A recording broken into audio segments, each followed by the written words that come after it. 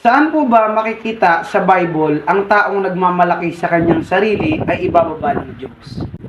Lucas chapter 18 verse 14. Sinasabi ko sa inyo, ang lalaking ito'y umuwing matuwid sa harapan ng Diyos at hindi ang pariseyo. Sapagkat ang sino man nagmamataas ay ibababa at ang nagpapakababa ay itataas. Diyon, Pascual.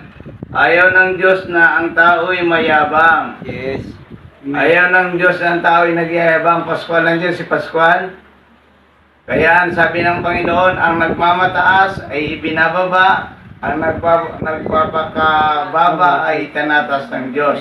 Kasi minsan may kaunti ka lang na pira-pira akala mo kung sino ka na magsalita, di ba? Yes. Naranasan niyo ba yun? Ganun, minsan may mga kaibigan tayo na may kaunti lang pera sa bulsa, akala mo kung kaya niya ng bayaran ng mundo. Sabi ni Pascual, salamat. Okay, Pascal.